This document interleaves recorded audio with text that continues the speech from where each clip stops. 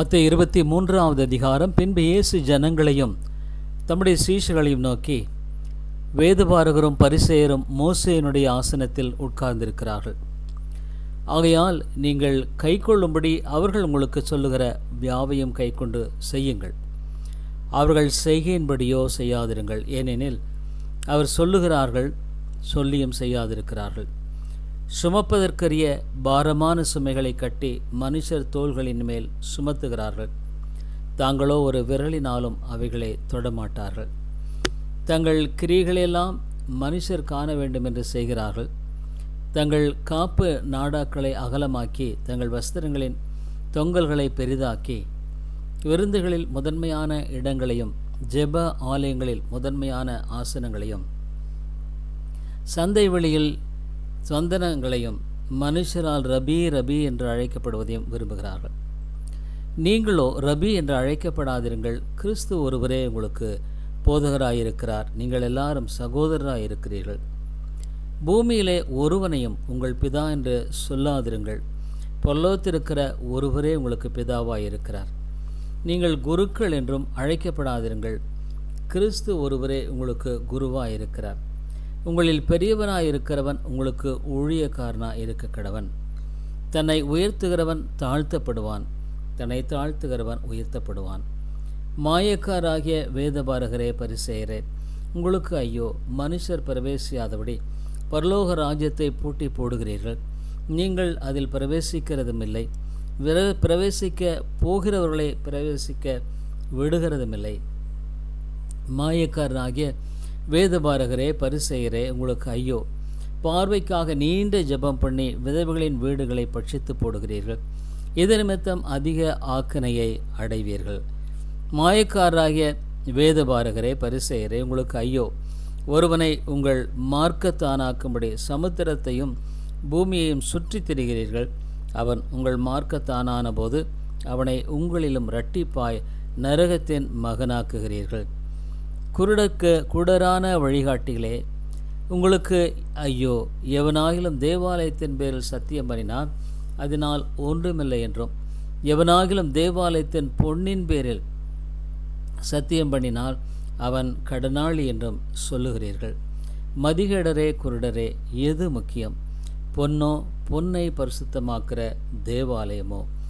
மேலும் எவனாகிலும் பலிபீடத்தின் பேரில் சத்தியம் பண்ணினார், அதனால் ஒன்றுமில்லை என்றும், எவனாகிலும் அதன் மேல் இருக்கிற காணிக்கையின் பேரில் சத்தியம் பண்ணினார் அவன் கடனாளி என்றும் சொல்லுகிறீர்கள்.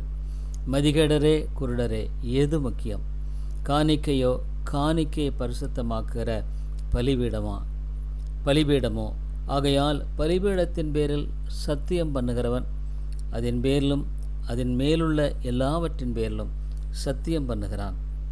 தேவாலயத்தின் பேரில் சத்தியம் பண்ணுகிறவன் அதன் பேரிலும் அதில் வாசமாக இருக்கிறவர் பேரிலும் சத்தியம் பண்ணுகிறான். வானத்தின் பேரில் சத்தியம் பண்ணுகிறவன் தேவனுடைய சிங்காசனத்தின் பேரிலும் அதில் வீற்றிருக்கிறவர் பேரிலும் சத்தியம் பண்ணுகிறான். மாயக்காராகிய வேதபாரகரே பரிசேயரே, உங்களுக்கு ஐயோ! நீங்கள் ஓர்த்தலாமிலும் வெந்தயத்திலும் சீரகத்திலும் தசமபாகம் செலுத்தி நியாயப்பிரமாணத்தில் கற்பித்திருக்கிற விசேஷித்தவைகளாகிய நீதியையும் இரக்கத்தையும் விசுவாசத்தையும் விட்டுவிட்டீர்கள். இவைகளையும் செய்ய வேண்டும், அவைகளையும் விடாதிருக்க வேண்டுமே. குருடரான வழிகாட்டிகளே, கொசு இல்லாதபடி வடிகட்டி ஒட்டகத்தை விழுங்குறவளா இருக்கிறீர்கள். மாயக்காரராகி வேதபாரகரே பரிசேயரே, உங்களுக்கு ஐயோ! போஜன பான பாத்திரங்களின் வெளிப்புறத்தை சுத்தமாக்குகிறீர்கள், உட்புறத்திலோ அவைகள் கொள்ளையினாலும் அநீதியினாலும் நிறைந்திருக்கிறது. குருடனான பரிசேயனே, போஜன பான பாத்திரங்களின் வெளிப்புறம் சுத்தமாகும்படி அவைகளின் உட்புறத்தை முதலாவது சுத்தமாக்கு. மாயக்காராகிய வேதபாரகரே பரிசேயரே, உங்களுக்கு ஐயோ! வெள்ளையடிக்கப்பட்ட கல்லறைகளுக்கு ஒப்பாயிருக்கிறீர்கள்.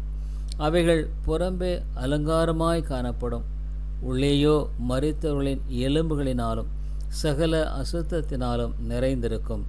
அப்படியே நீங்களும் மனுஷருக்கு நீதிமான்கள் என்று புறம்பே காணப்படுகிறீர்கள், உள்ளத்திலோ மாயத்தினாலும் அக்கிரமத்தினாலும் நிறைந்திருக்கிறீர்கள். மாயக்காரராகிய வேதபாரகரே பரிசேயரே உங்களுக்கு ஐயோ, நீங்கள் தீர்க்கதரிசிகளின் கல்லறைகளை கட்டி நீதிமான்களின் சமாதிகளை சிங்காரிசித்து எங்கள் பிதாக்களின் நாட்களில் இருந்தோமானால் அவர்களோடு நாங்கள் தீர்க்கதரிசிகளின் இரத்த பழிக்கு உடன்பட்டிருக்க மாட்டோம் என்கிறீர்கள்.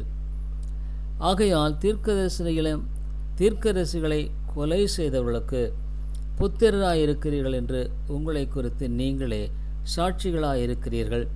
நீங்களும் உங்கள் பிதாக்களின் அக்கிரம அளவை நிரப்புங்கள். சர்ப்பங்களே, விரியன் பாம்பு குட்டிகளே, நரக ஆக்கினைக்கு எப்படி தப்பித்துக் கொள்ளுவீர்கள்? ஆகையால் இதோ தீர்க்கதரிசிகளையும் ஞானிகளையும் வேதபாரகரையும் உங்களிடத்தில் அனுப்புகிறேன். அவர்களில் சிலரை கொன்று சிலுவையில் அறைவீர்கள். சிலரை உங்கள் ஆலயங்களில் வாரினால் அடித்து ஊருக்கு ஊர் துன்பப்படுத்துவீர்கள்.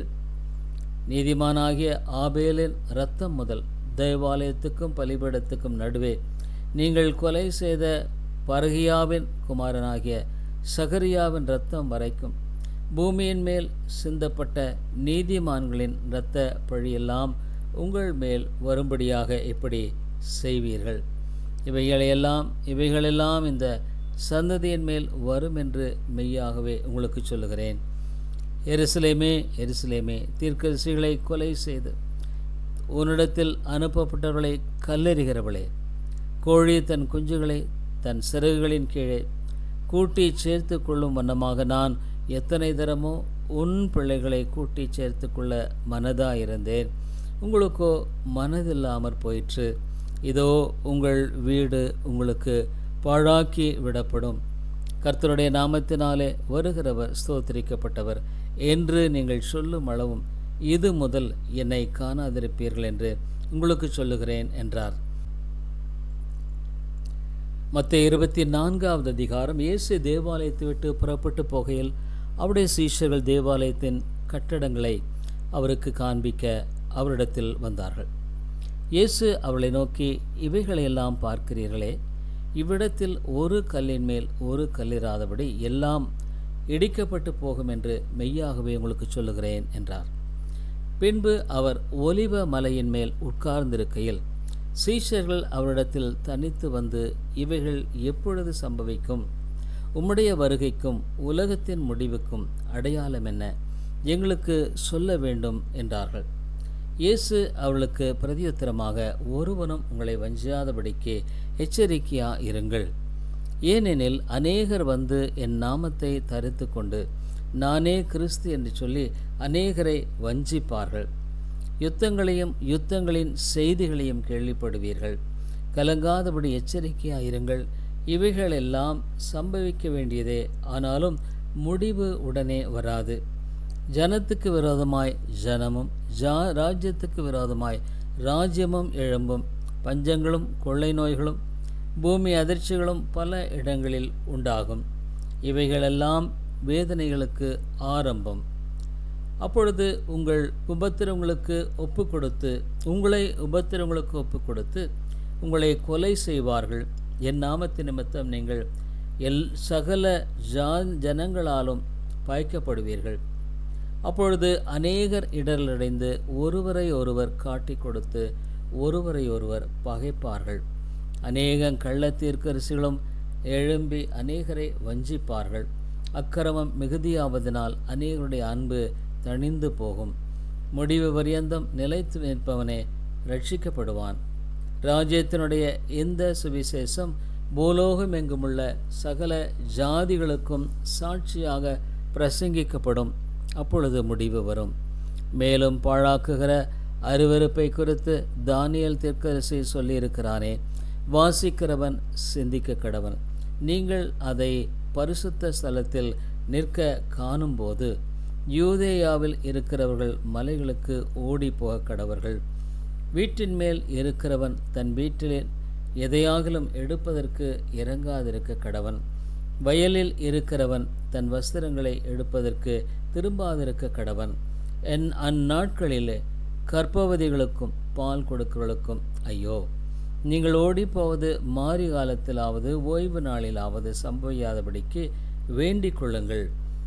ஏனெனில் உலகம் உண்டானது முதல் இதுவரைக்கும் சம்பவித்திராததும் இனிமேலும் சம்பவியாததுமான மிகுந்த உபத்திரவம் அப்பொழுது உண்டாயிருக்கும். அந்நாட்கள் குறைக்கப்படாதிருந்தால் ஒருவனாகிலும் தப்பிப்போவதில்லை. தெரிந்து கொள்ளப்பட்டவர்களின் நிமித்தமோ அந்த நாட்கள் குறைக்கப்படும். அப்பொழுது இதோ கிறிஸ்து இங்கே இருக்கிறார், அதோ இருக்கிறார் என்று எவனாகிலும் சொன்னால் நம்ப இதயங்கள். ஏனெனில் கள்ள கிறிஸ்துக்களும் கள்ள தீர்க்கதரிசிகளும் எழும்பி கூடுமானால் தெரிந்து கொள்ளப்பட்டவர்களையும் வஞ்சிக்கத்தக்கதாக பெரிய அடையாளங்களையும் அற்புதங்களையும் செய்வார்கள். இதோ முன்னதாக உங்களுக்கு அறிவித்திருக்கிறேன். ஆகையால் அதோ வனாந்தரத்தில் இருக்கிறார் என்று சொல்வார்களாக. ஆனால் புறப்படாதிருங்கள். இதோ அறை வீட்டுக்குள் இருக்கிறார் என்று சொல்வார்களானால் நம்பாதிருங்கள். மின்னல் கிழக்கிலிருந்து தோன்றி மேற்கு வரைக்கும் பிரகாசிக்கிற போல மனுஷகுமாரனுடைய வருகையும் இருக்கும். பிணமெங்கேயோ அங்கே கழுகுகள் வந்து கூடும். அந்நாட்களின் உபத்திரவம் முடிந்தவுடனே சூரியன் அந்தகாரப்படும், சந்திரன் ஒளியை கொடாதிருக்கும், நட்சத்திரங்கள் வானத்திலிருந்து விழும், வானத்தின் சத்துவங்கள் அசைக்கப்படும். அப்பொழுது மனுஷகுமாரனுடைய அடையாளம் வானத்தில் காணப்படும். அப்பொழுது மனுஷகுமாரன் வல்லமையோடும் மிகுந்த மகிமையோடும் வானத்தின் மேகங்கள் மேல் வருகிறதை பூமியில் உள்ள சகல கோத்திரத்தாரும் கண்டு புலம்புவார்கள். வலுவாய் தொனிக்கும் எக்கால சத்தத்தோடு அவர் தமது தூதர்களை அனுப்புவார். அவர்கள் அவரால் தெரிந்து கொள்ளப்பட்டவர்களை வானத்தின் ஒரு முனை முதற்கொண்டு மறுமுனை மட்டும் 4 திசைகளிலுமிருந்து கூட்டிச் சேர்ப்பார்கள். அத்தி மரத்தினால் ஒரு ஓமையை கற்றுக்கொள்ளுங்கள். அதிலே இளங்கிளை தோன்றி துளிர் விடும்போது வசந்த காலம் சமீபமாயிற்று என்று அறிவீர்கள். அப்படியே இவைகளையெல்லாம் சீஷர்கள் காணும்போது அவர் சமீபமாய் வாசலுக்கு வந்திருக்கிறார் என்று அறியுங்கள். இவைகளெல்லாம் சம்பவிக்கும் முன்னே இந்த சந்ததி ஒழிந்து போகாதென்று மெய்யாகவே உங்களுக்கு சொல்லுகிறேன். வானமும் பூமியும் ஒழிந்து போம், என் வார்த்தைகளோ ஒழிந்து போவதில்லை. அந்த நாளையும் அந்த நாளிகையும் என் பிதா ஒருவர் தவிர மற்றொருவரும் அறியான், பரலோகத்தில் உள்ள தூதர்களும் அறியார்கள். நோவாவின் காலத்தில் எப்படி நடந்ததோ அப்படியே மனுஷகுமாரன் வரும் காலத்திலும் நடக்கும். எப்படி எனில் ஜலப்பிரளயத்துக்கு முன்னான காலத்திலே நோவா பிழைக்குள் பிரவேசிக்கும் நாள் வரைக்கும் ஜனங்கள் புசித்தும் குடித்தும் பெண் கொண்டும் பெண் கொடுத்தும் ஜலப்பிரளயம் வந்து அனைவரையும் வாரி கொண்டு போக மட்டும் உணராதிருந்தார்கள். அப்படியே மனுஷகுமாரன் வரும் காலத்திலும் நடக்கும். அப்பொழுது 2 பேர் வயலில் இருப்பார்கள், ஒருவன் ஏற்றுக்கொள்ளப்படுவான், ஒருவன் கைவிடப்படுவான். 2 ஸ்திரீகள் எந்திரம் அரைத்து கொண்டிருப்பார்கள், ஒருத்தி ஏற்றுக்கொள்ளப்படுவாள், ஒருத்தி கைவிடப்படுவாள். உங்கள் ஆண்டவர் இன்ன நாளிகையிலே வருவார் என்று நீங்கள் அறியாதிருக்கிறபடியினால் விழித்திருங்கள். திருடன் இன்ன ஜாமத்தில் வருவான் என்று வீட்டு எஜமான் அறிந்திருந்தால் அவன் விழித்திருந்து தன் வீட்டை கன்னமிட கொட்டான் என்று அறிவீர்கள். நீங்கள் நினையாத நாளிகையிலே மனுஷகுமாரன் வருவார். ஆதலால் நீங்கள் ஆயத்தமாயிருங்கள். ஏற்ற வேளையிலே தன் வேலைக்காரருக்கு போஜனம் கொடுத்து அவர்களை விசாரிக்கும்படி எஜமான் வைத்த உண்மையும் விவேகமுள்ள ஊழியக்காரன் யாவன்? எஜமான் வரும்போது அப்படி செய்கிறவனாக காணப்படுகிற ஊழியக்காரனே பாக்கியவான். தன் ஆஸ்திகள் எல்லாவற்றின் மேலும் அவனை விசாரணைக்காரனாக வைப்பான் என்று மெய்யாகவே உங்களுக்கு சொல்லுகிறேன். அந்த ஊழியக்காரனோ பொல்லாதவனாயிருந்து என் ஆண்டவன் வர நாள் செல்லும் என்று தன் இருதயத்திலே சொல்லிக்கொண்டு தன் உடன் வேலைக்காரரை அடிக்கத் தொடங்கி வெறியரோடே புசிக்கவும் குடிக்கவும் தலைப்பட்டால் அந்த ஊழியக்காரன் நினையாத வழியிலே நாளிலும் அறியாத நாளிகையிலும் அவனுடைய எஜமான் வந்து அவனை கடினமாய் தண்டித்து மாயக்காரரோடு அவனுக்கு பங்கை நியமிப்பான். அங்கே அழுகையும் பற்கடிப்பும் உண்டாயிருக்கும். பக்தரின் கீதம்